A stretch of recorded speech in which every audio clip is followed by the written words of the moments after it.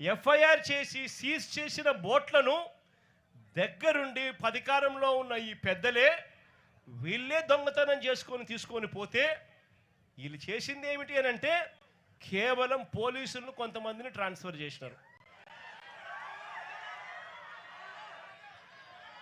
ఇంతవరకు ఒక్కరిని అరెస్ట్ చేయలేదు. నేను చంద్రబాబు నాయుడు గారిని గట్టిగా అడుగుతా ఉన్నా, అయ్యా చంద్రబాబు నాయుడు గారు, బంగారం దొరికింది అని చెప్పి పోలీస్ స్టేషన్లో కేసు పెట్టి పోలీస్ స్టేషన్లో సీజ్ చేసి ఆ సీజ్ చేసిన ఆ బంగారాన్ని ఎవరైనా దొంగతనం చేసుకొని పోతే మీరు ఇట్లే ఇడిచిపెడతారా అని అడుగుతా ఉన్నాను చంద్రబాబు నాయుడు గారిని.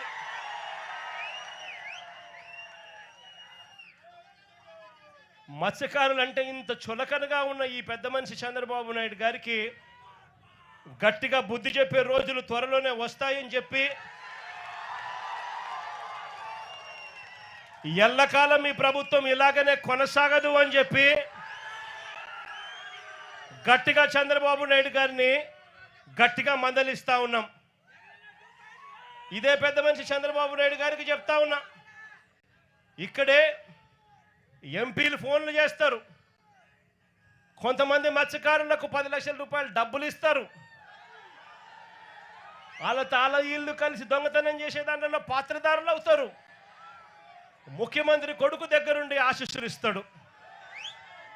మార్చి 12వ తారీఖు ఆయన వచ్చి చేసుకోపోండి అని ఆశీస్సులు ఇస్తాడు. మార్చి 16వ తారీఖున దొంగతనం జరుగుతుంది.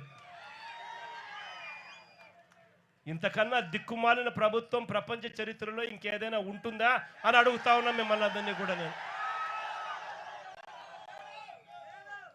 అందరికీ కూడా ఒకటే చెప్తా ఉన్నా, చంద్రబాబు నాయుడు గారి వల్ల ఇవాళ రాష్ట్రంలోని ప్రతి సెక్షన్ కూడా, ప్రతి ఒక్కరూ కూడా ఈ పొద్దు చంద్రబాబు నాయుడు గారిని చీదరించుకుంటా ఉన్న పరిస్థితి. ఎన్నికలప్పుడేమో సూపర్ 6లని సూపర్ 7లని బాండ్లని ఇంటింటికి వచ్చి ప్రతి ఒక్కరిని మోసం చేశాడు. ఎన్నికలు అయిపోయిన తర్వాత గతంలో వైఎస్ఆర్సీపీ ప్రభుత్వంలో ఉన్న పథకాలన్నీ రద్దు చేశాడు. ఆయన పెడతానన్న బిర్యానీ కూడా తీసేసినాడు. చివరికి పలావ్ పోయింది, బిర్యానీ పోయింది. మరోవైపు చూస్తే చదువుకుంటున్న పిల్లలకు ఫీజులు అందక, ఫీజు రీయింబర్స్మెంటు, విద్యా దీవెన, వసతి దీవెన అందక పిల్లలు చదువులు మానేస్తా ఉన్న పరిస్థితులు. మరోవైపు చూస్తే గవర్నమెంట్ స్కూళ్ళు ఇవాళ అన్యాయమైన పరిస్థితులకి పోతా ఉన్న పరిస్థితులు. గోరుముద్ద కింద మనం తీసుకొచ్చిన పథకం ఈరోజు చిన్నారులు మంచి భోజనం కూడా పెట్టలేని పరిస్థితిలో ఈ రాష్ట్ర ప్రభుత్వం పనిచేస్తూ ఉంది. పిల్లల చేతుల్లో ట్యాబులు కనపడాల్సిన చోట ఇంగ్లీష్ మీడియం బడుల కింద గవర్నమెంట్ బడులు జరగాల్సిన చోట పిల్లలకు ఈరోజు నాసిరకం చదువులు అందుతూ ఉన్నాయి. మరోవైపున చూస్తే ఆరోగ్యశ్రీ పథకం పూర్తిగా పడకేసింది. పేదవాడు ఈరోజు ఎక్కడైనా కూడా వైద్యం అందాలి అని అంటే లక్షలు ఈ పొద్దు పేదవాడు వైద్యం కోసం కడితే తప్ప వైద్యం అందని పరిస్థితి.